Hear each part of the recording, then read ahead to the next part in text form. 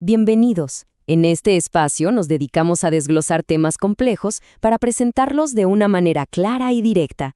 Y hoy, nos vamos a sumergir en una historia verdaderamente fascinante de conocimiento oculto. Pensemos en esto por un momento. ¿Y si la magia fuera en realidad la ciencia original? Este recorrido que vamos a hacer, inspirado en el trabajo histórico de Lynn Thorndike, nos va a transportar a una época en la que las fronteras entre magia, ciencia y fe estaban tan entrelazadas que hoy nos parecería algo casi imposible de imaginar. Muy bien, empecemos por aquí. Magia, ¿la primera ciencia? Vamos a tratar de descubrir la cosmovisión antigua. Y para eso, lo primero y más importante es desafiar nuestra idea moderna de lo que es la magia. Olvidémonos de los trucos de cartas y de las varitas mágicas. Estamos hablando de una forma radicalmente distinta de entender el universo. Y esta cita de Lynn Thorndike lo resume a la perfección. Nos dice que para entender a la gente del pasado, no podemos juzgarlos desde nuestro punto de vista. Hay que tratar de ver el mundo a través de sus ojos. Porque lo que para nosotros hoy es simple superstición, para ellos era una realidad observable, tan real como el sol que sale cada mañana. Exacto. Para ellos, la magia no era fantasía, era un principio fundamental. Imaginen una especie de red invisible que conectaba absolutamente todo en el cosmos. Las estrellas, las piedras, las plantas, nosotros. Y lo crucial era que esta red podía ser entendida y, con el conocimiento correcto, manipulada. Era, en esencia, su conjunto de leyes físicas. Entonces pasemos a lo práctico. El conjunto de herramientas de la magia antigua. ¿Cómo se llevaba esta idea a la práctica? Porque una cosa es creer en esta red de conexiones y otra muy distinta es saber cómo usarla para influir en el mundo. Aquí está el concepto clave, simpatía y antipatía. Piensen que este era el sistema operativo del mundo antiguo. La creencia de que todo, absolutamente todo, estaba conectado por fuerzas invisibles de atracción, la simpatía, y de repulsión, la antipatía. Esta idea tan simple era la base de casi toda su magia, y también de gran parte de su medicina. Y para que veamos qué tan real era esto para ellos, escuchen este ejemplo de Plinio el Viejo. Él cuenta que las serpientes odian tanto al árbol de fresno que si las acorralas entre el follaje y el fuego, prefieren lanzarse a las llamas. Imagínense. Esto no era una simple curiosidad de la naturaleza, para ellos demostraba una ley fundamental. Una fuerza de antipatía tan poderosa que podía anular hasta el instinto de supervivencia. Y esto se ve clarísimo en la magia práctica de Plinio. A nosotros estos remedios nos suenan extraños, ¿verdad? Pero para ellos tenían toda la lógica del mundo. Poner una piedra de afilar bajo la almohada, por simpatía, la piedra saca la verdad. Atar nudos en una telaraña simbólicamente ata la enfermedad.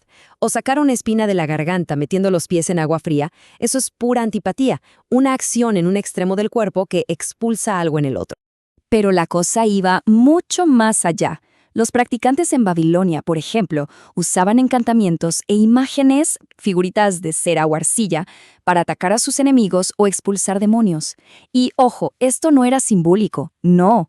Ellos creían firmemente que a través de esa ley de simpatía, lo que le hacían a la figura de cera le ocurría física y directamente a la persona real.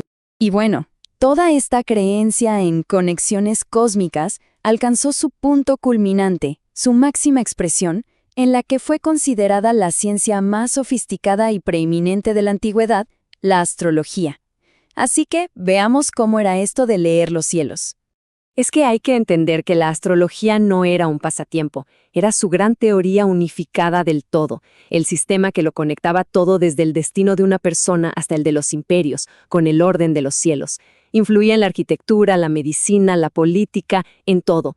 Era el marco intelectual fundamental para entender el lugar de cada uno en el universo. Y miren hasta qué punto estaba integrada. El mismísimo Vitruvio, uno de los grandes arquitectos romanos, explica cómo usaba diagramas astrológicos y cálculos basados en la armonía de las estrellas para diseñar la planta de los teatros. Para construir un edificio. Esto nos muestra lo arraigada que estaba esta ciencia en la vida diaria.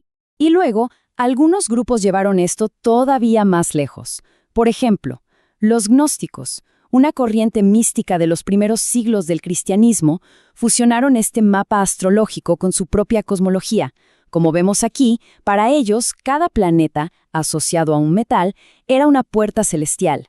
Crearon literalmente una escalera espiritual que el alma debía ascender para liberarse del mundo material. Claro, y como es de esperar, esta fusión de magia y astrología con la espiritualidad generó tensiones.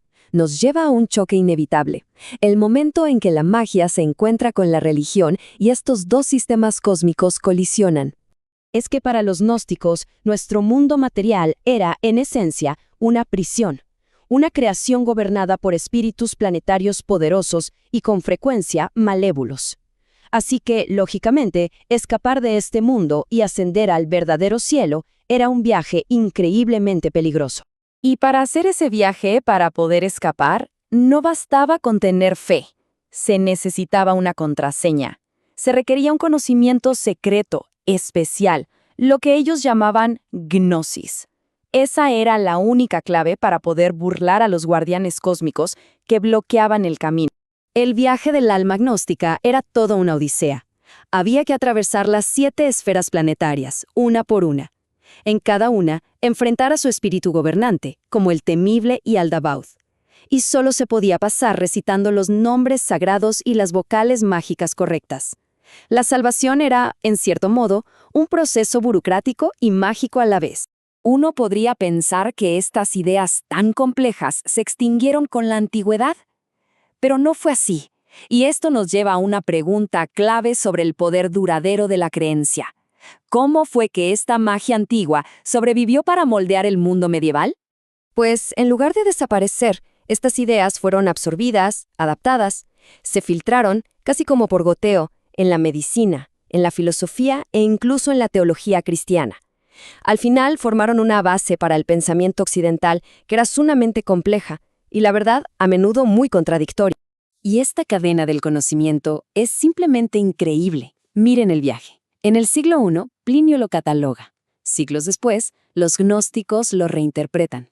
En el siglo VII, un obispo como Isidoro de Sevilla lo preserva para la Edad Media.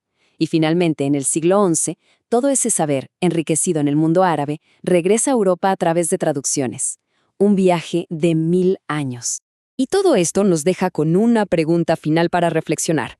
¿De qué maneras nuestras propias creencias modernas siguen difuminando esas líneas entre lo que llamamos ciencia, fe y superstición? Porque al final del día, esa búsqueda antigua de significado y control sobre el universo sigue muy viva y nos recuerda que las fronteras que trazamos hoy con tanta seguridad, quizá, para el futuro, parezcan tan extrañas como a nosotros nos lo parece el mundo de la magia antigua.